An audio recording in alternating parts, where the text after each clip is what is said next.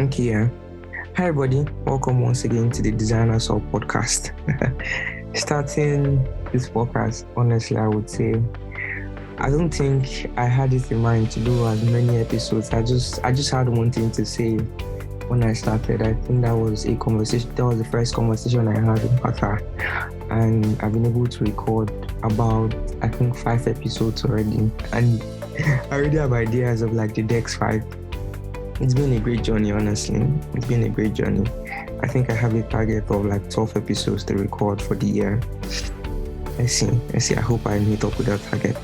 I like to start by saying if you have the passion to create quality content as well, and you like to be a part of, the small community that's still growing, that's the Designers of community, please endeavor to send me a message on Twitter at JejeFolorunso, JejeFolo. RUNSO. So yeah, today we'll continue with our Design Founders series. And you know what? We're doing things a bit different or very different, because originally you think that we'll have a designer in our midst, but I'm here to bust the bubble. We actually have a software engineer, and his name is Gbadebo. Apart from the fact that I do him as a developer, right? I've actually known him to be a community-driven person. That's actually what brought both of us together. Yes, the major covering was at school, yes, or the community. It's actually a group-driven community, I would say. And that's how I've known Debo. Debo has been a community, I don't want to say developer or person, from the days of DSing, Developer Student Club. That's a little about my coding journey. But yeah, hi Debo, good evening. How are you doing? Yeah, hi Jeremiah.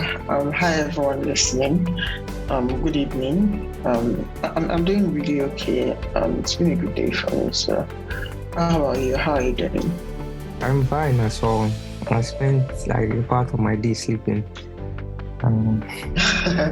I've spent my entire day working out. So it's been a very busy day, but nonetheless, it's not as busy as a lot of other days that I have. So I guess it's a good day, and I'm not feeling stressed out yet. Usually by this time of the day, I'm often feeling stressed already. So I guess that's a good thing. I can imagine. Me, I know that I'm going to pay for it. It's my night. I do more of the overnight duty service. I'll just not sleep till like maybe 4 a.m. or something. But yeah, thank you for being here. Honestly, it's great to have you here. Yeah, it's a pleasure being here. Thank you. So we're here to talk about your journey of co-founding Fidia. Fidia is the name of. I've always wanted to ask: is it Fidia or Get Fidia? Because I know I see the social, I see Get Fidia, I see the website, I see Fidia. So yeah, is it Fidia or Get Fidia? Okay, so Get Fidia is actually the URL, okay. But it's actually Fidia. Name of the company is Fidia Creatives. So it's actually Fidia. Get Fidia is just like the URL we use, our domain name. It's just like we have like other companies that like Get Equity, use Acro, something like that. So it's just a domain name. Fidia is actually like the brand name. Okay, that works. What's Fidia about? What do you guys do? What's the product about in particular? Okay, so we are an all-in-one monetization platform for creators in Africa. We currently have like presence in Nigeria. We're looking at expanding to other African countries.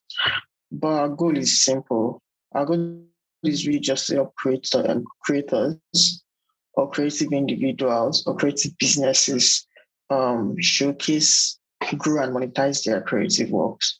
So what we do is we provide like a suite of tools that allow creators to manage their creative businesses. So if you want something we call the creator profile, which is like a one-page link in bio websites for yourself, you could use our platform to create that easily. And people, you could put it up on your Instagram or your Twitter, any of your socials, and people could go through like that simple website to see and learn more about you, depending on what kind of information you want to put on it. So it's really flexible and easy to work with. We also have something called like the payment links, which allows creators get monetary support from people who love and appreciate their creative works. So you could create like a payment link on Fidia and then share it with your audience, and they could choose to support you from creating value.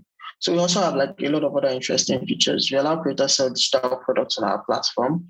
We know creators have like this entrepreneurial spirit. So if you're, let's say, a creator that renders services to clients, probably let's say you're a YouTuber and you want to go into a partnership with a brand, allow you to stuff like create invoices on our platform that looks professional and has like your branding on it. And you can share with like these brands that you want to render services to, and that they can pay you using these digital invoices. So our goal really is just to help creators manage their creative businesses and make it easy for them to not just showcase their works, but also grow and monetize it. Mm. One thing stands out for me. You can create like a landing page without having any no-code experience at all. Yeah. Don't have any code Yeah. experience. Yeah, go ahead. Sorry. I mean, yes, you can create like a landing page for yourself without knowing how to write code. You don't need to be technical. All you just have to do is to click buttons and stuff. And we have like a lot of interesting features. You could put up stuff like your tweets. You could link it to your YouTube and put up links. If you're like a podcaster, you could import your RSS feeds and it's going to like pull all of your podcast, and people can listen to your podcast on that same website, or pull in like a playlist if you're a musician, or if you're someone who writes, you could link it with your MailChimp and people could subscribe to your mailing list directly. We also have like our products deeply integrated with each other. So if you have like a payment link, you could have that show up on your one-page website, or if you have like a digital product you're selling, that can also show up on your one-page website. So it's just we wanting people to be able to put their best foot forward and showcase like their most prominent works in the simplest and easiest way possible without them having to go through any technical learning phase or anything of that sort. That's immense. That's solid, man. Thank you. I really say thank you. But yeah, how did the name come about? I tried to check for what Fidia means on Google, but I didn't arrive at anything concrete rather. How did the name come about? Okay, so when we started off, like I think that was in 2019 or 2020, I can't remember when. I think that was in 2020. It started off as we wanting to build something that allows people to be able to receive monetary support from like their fans and audience. Because there are like different monetization platforms out there today. There's Patreon, there's Buy Me a Coffee, but they are all built at top of infrastructures like Stripe and PayPal. And Stripe didn't work like in anywhere. Stripe doesn't work in any African country. Nigerians can't receive money with PayPal. We can only send money. I think only about 3 African countries can actually receive money with PayPal. So it was more like we, as creators, wanting to find a way to get monetary support from people who are like our audience as of that time. And we just couldn't find a way to do it. And we wanted to like build a solution to solve this problem. So when we were trying to like pick a name, the prominent thing was we wanted creators to get compensated for the value they create. And what Vidya just means is Vidya means compensation, which goes in line with what we're trying to do. We want creators to be compensated for the value they create. So Vidya in Swahili means compensation. Vidya in Arabic also means compensation, but in Arabic it's mostly used when, let's say, the compensation you pay when you miss a fast or something, or in Swahili it means just compensation. So Vidya literally means compensation, and it just stands for we creating a ways for creating like different ways for people who are creators to get compensated for the value they create. Yeah. Thank you. Thank you. I think you've touched on this a bit about how the journey, about how it all started, or maybe you could enlighten us more. How did it all start for you guys? Okay, so how the whole thing started was just we trying to like solve our problem. I remember then when like one of the guys like hit me up and shared like the whole thing to me and asked if I was interested. So at first I didn't really get it myself because um although it was a problem I was experiencing, but I didn't know if there were other people who would be experiencing that same problem or would find value in it. But then I realized that I was at that phase as well, because I'm a technical writer as well. I write. And I was at this point where I started writing for DigitalOcean. I think I published 2 articles or so. And I was working as a technical writer as well for a company called Geekflare. And my content were beginning to have I think that of DigitalOcean then had been read, I think about 30,000 or 40,000 times. And probably it's a lot more now. So I figured that a lot of people were reading some of the content I wrote. And I just wanted a way to probably put up something like a buy me a coffee link on it, where people could actually support the writer for the value he created. And exploring all the options that were existing there, none of them just worked. And the other co-founders were also at this phase in their career where they're also creators and they needed a way for them to get monetary support from the stuff they create, and none of that stuff actually just existed. Not like it didn't exist, but it wasn't built for the African market. So an average African cannot make use of it and the value for them. So we just wanted to solve our own problems, and we decided to build something that was just a prototype and push it out. Then we had a wait list. When we rolled the initial version out, the reception was interesting, and we figured that a lot of people were actually interested in what we're building. And we just kept building and building and building and making improvements to it. Till we started to register to become a company, and it just sort of evolved from there, really. Okay, when was that though? When did it go official? Yeah, I think we started building in 2020, and we rolled out the first version. Was it in 2021? Yeah, I think early 2021 was when the first version came out. But we've been working on it since 2020 during the pandemic. And after the first version came out in 2021, we just kept on improving it since then to now. Okay. All right. How's the journey been so far? And how many are you guys? I wanted to ask. How many are you guys? What's the team like? What's the team structure like? Well, there are 3 co-founders, but we've been able to employ other people. So currently, I think we're a total of about 10 on the team currently, if I'm not mistaken. I think there are about plus or minus 1 or 2. How's the journey been so far? Tiring, hectic, obviously expectedly.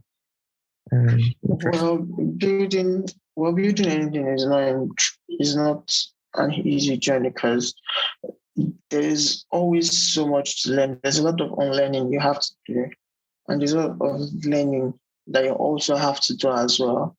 So I'd say it's been pretty much learning intense, but also growth intense as well. I mean, something that started as something that we're working on as a side project, where um where we're just literally 3 of us. Or I think at some point, I think we're just literally 3 of us trying to get things off the hook. And when you're trying to build something that is people actually getting to use, we have to pay for infrastructure.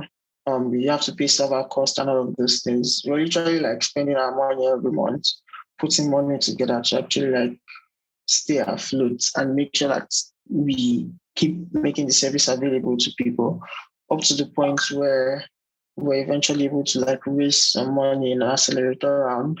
That's earlier this year, when we're now able to actually employ more people to join us and work on the company like work on Fidia with us. So I'd say it's been an interesting journey so far.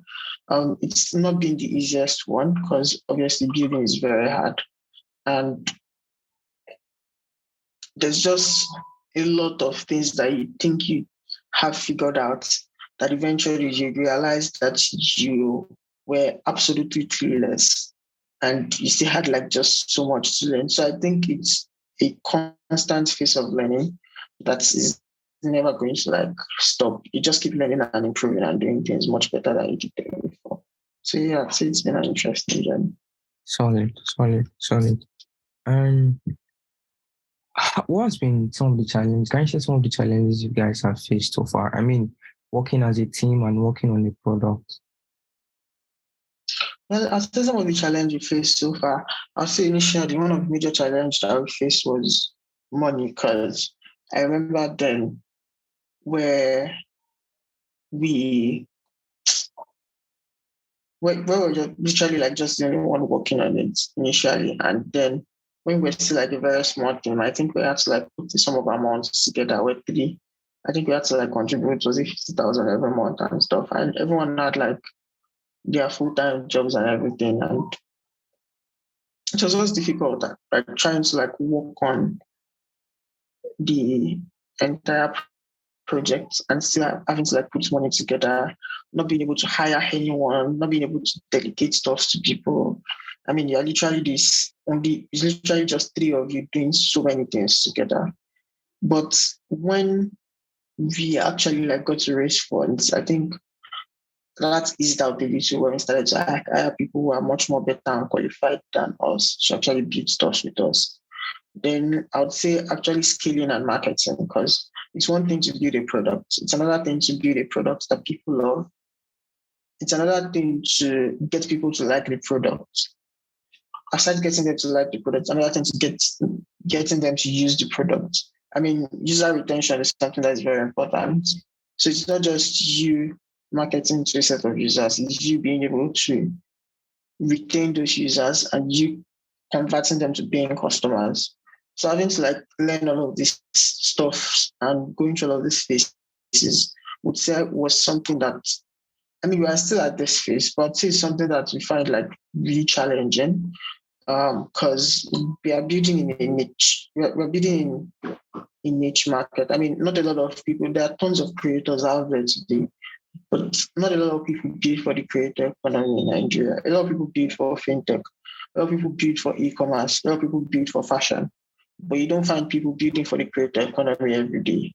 Even though you find at least five new creators every day, if you really search deep, you'd always see someone creating a YouTube channel, always see someone influencing on Instagram, you always see someone starting a podcast. I mean, a lot of people are really diving and bringing out the creativity in them, putting it out there and creating amazing content for us to consume every day.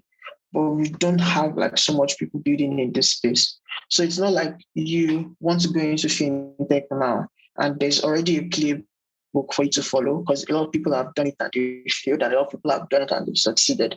And you can know what's failed and what's passed. So I'd say we are like the guinea pigs for people who are going to be building in this space in the future. So yeah, I think that's like something that is very difficult. That made it very difficult because we are not like learning from the failures or success of other people who have done it in this space, especially in Africa, where the creator economy is not exactly the way it is in other parts of the world. So I'd say that's something that has been very challenging. We just being like the guinea pigs of the ecosystem and just trying out different stuff and seeing what works and what doesn't work. Yeah, that works. Being a co-founder, right? This is more direct on your role. What's been some of the challenges you faced? I mean, basically that will relate to your relationships with other co-founders and other employees. What's been some of the challenges you faced? Do you mean like internally at the company in Um, terms of how I relate with other employees and well, in that direction, yes, but more about what are some of the challenges you faced as a co-founder, not as a product now, but more as a co-founder. as a co-founder, I think mostly, I think one important thing is to learn to work as a team. And I do not think we have like the issue of teamwork. So I wouldn't say I'm like facing any issue working with my other co-founders, for example. I would just say it can be very stressful at times because then we are like the data is still like very, very, very, very, very, very, very small. So you still find that there are a lot of things that could be delegated to other people to work on, but based on like the company size, you can't just delegate those things to other people. I mean, you have to like wear multiple hats depending on which hat is needed to be worn at that point in time, and just take up multiple roles and try to like do as many things as you can. I'd say that's one thing that I find very challenging. Because I mean, as the company grows in size, as you're able to like raise more money or make more profit, we'd definitely employ more people and dedicate things to them. But considering the fact that we are still at like infant stage, I mean, you at some point you be the marketer, you be a writer, you be a product manager, you be a product marketer, you be a software engineer, you be an editor, you be a content creator. Literally doing all of those things by yourself because of the team size and how small the company is can be really stressful. So yeah.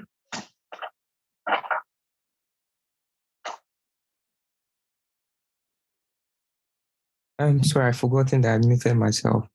You mentioned that Fidia is really small, but obviously you guys have big wins. As a company, what's been some of your wins as a company or Fidia coming forward? I think it'll be about 2 years now or something. Mm-hmm. Yeah, I think one of like the biggest wins we had this year was actually being able to raise money. I mean, and joining like an accelerator program. We joined an accelerator program called ODX, called the Underclass Accelerator Program, and they funded with about 125K USD. Also provided like mentorship, training programs, and other stuff like that. And I think that was like one of like things that helped shape that direction. Because now we're a lot more informed than we used to be, and we had like a lot more money to try out new stuff that we couldn't just try out before. So I'd say that's something that's like a major win for us. Yeah, money is a major win, honestly, in every field. Mm-hmm. Key principles that has helped you guys or that has helped you so far. What are they? I think it is always listening. Because it's not just about building what you think is right, it's about building what the people who are going to use your product think is right. So one thing that we've always tried to do is listen to the people who use our product and just get as much feedbacks as possible. Because especially at this like trivial stage where um you're trying to like find product market fit and stuff. So you just have to like we just try as much as possible to get as much feedbacks as we can. We try as much as possible to ensure that when we get these feedbacks, we're able to evaluate these feedbacks and iterate upon our products based on these feedbacks as soon as we can. So I think that's one thing that has helped like shape the product from what it was when we initially built it to everything like that we built into the product till now. So yeah. Yeah, thank you for sharing. I think we are the one part of the conversation. We are like the hiring and firing business. So I'm always curious as to how it has been for people or for co-founders basically. Because I mean I know that to hire somebody is a lot of work. Like the hiring process is a lot of work, different conversations that you probably have to have. And also the firing business as a co-founder of a startup, like you literally or you probably have to legit talk to the person face to face and tell him, oh, okay, yeah, sorry, your services are no more needed. That confidence is immense for me. I don't know how I'm able to muster the energy to do that. But yeah, your experience so far, the hiring and firing business, how has it been? And also, how do you retain talent? I think that's second question too. Yeah, I think hiring and firing. I think we've had to hire a couple of people. So we've also had to like let some people go, while there are other people who had to like move on to other things in life. Um, but really, in terms of hiring, it's always like very stressful and time consuming because you want to make sure you get it right. And you also want to make sure that you bring on someone who's going to like provide real value to the company. Someone who also like believes in the vision of the company because it just makes sense for you to hire someone who believes in the product you're building. It means they can be able to see things through your lenses and not just someone who wants to make money. So I think hiring can be like, I mean, we've tried different things. We've tried putting out applications and reviewing. We've tried taking recommendations from colleagues. We've tried like referrals and different stuff for hiring. But I wouldn't say I have like a playbook for what works and what doesn't work. But I'd say we've been really lucky to with the kind of like employees that have come our way so far because we've I'd say like we've been privileged to have had like a good set of people work for us so far. Although we also had like people who work for us and probably their performance were not exactly what we're expecting. And we had to like let them go. Or people who eventually were doing great work, but eventually had to like move on to other stuff. But yeah, I'd say we've been really lucky in that regards as well. And in terms of like letting people go, we just try to not attach emotions to work. Because then when you've gotten used to working with someone, it can be very easy to be sentimental and to not just do what's best for the company when you know that they are not exactly providing the sort of value they ought to be providing in that role.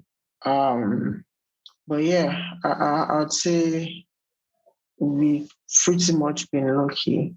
So I've had like a good set of people work for us. And in terms of like retaining talent, to be honest, I'd say one really good way to actually retain people is to treat them right. I mean, you shouldn't make people feel uncomfortable about working at your company. You shouldn't pay people less than they are worth. You should be able to like compensate people who work for you appropriately and make sure they're getting value for the work they are doing. And you should create like a safe space where everyone is free to express themselves. I mean, pretty much everything we do internally at Fidia is open to like every employee. There's no, if you want any information and you request for it, there's always a place where you can read up about anything you want to read up about, anything you want to find out. So we're pretty much open company. We are still a very small team, so it's very easy for us to carry everyone along in everything we do. Yeah. Okay. Yeah, so I think one good way to like retain people is to treat them right. Make sure they have like voice. Make it known that their voices can be heard. Create a very good and conducive environment for them. I mean, we you know like we're a fully remote company and we do not put like a lot of burden and stress on people trying to in terms of what outcomes from like the different things they do should be. We just because it is like a remote work, we expect you to like be productive at your work, but at the same time, um, we expect you to be productive at your work, but at the same time, be able to like have flexible work hours, take breaks when it's necessary. When you need to focus on yourself or have some alone time, that's fine as well. So we just knowing and understanding that we are working with humans and humans cannot give out 100% at all times. And giving out 20% on some days and 70% on other days is fine. So it's just all about treating people right and understanding and creating like an environment that they are happy to work in. Yeah, thank you very much. We're getting towards the end. Remember that I remember guys that I said that I've known Debo, to be a community person? So this question, I don't know whether I'd say the trivia question, but how has building a community helped you? Do you think, okay, first let me start by, do you think it has helped you in your journey of co-founding? And maybe if you can pinpoint, like, how has it also helped? How has it also helped you? I'd say for me, the community has been everything. I think the community has been what has shaped my career from where it started off to where it is now. I mean, I've been pretty much very active in like a lot of different communities, and I met all of my co-founders, like all of the co-founders at Fidia. We met at the community too, and a lot of relationships I've built from being a part of the community has shaped my careers in ways in which I can't even like probably emphasize how much it has helped me. So I'd say one important thing is, well, probably because I um, took a lot of leadership community roles, but I'd say one important thing is networking. And that's like one big takeaway from getting involved in communities. You get to work with a lot of people, a lot of brilliant minds who have diverse skill sets. So you might be like an expert in one domain, but you can't know it all. So you get to like have like a space where you could network with other people who have diverse skill sets, who have more experience. You get to interact with them, you get to learn from them, you get to make new friends. They get to share opportunities with you, you get to share opportunities with them. So I think one major thing about community is just it gives you a space to build the right network for yourself. I just have to be able to identify and make use of that opportunity and just get the most out of that community. I mean, it's one thing to be a part of a community and not participate at all. It's one thing to attend community events and not try to network or make new people or make new friends. It's another thing to try to make the most out of all the communities you belong to, make friends, interact with people, engage in conversations, volunteer for events and stuff like that. So I was like an all-round community person. I was always volunteering, I was always networking, I was always trying to make new friends, I was always trying to communicate.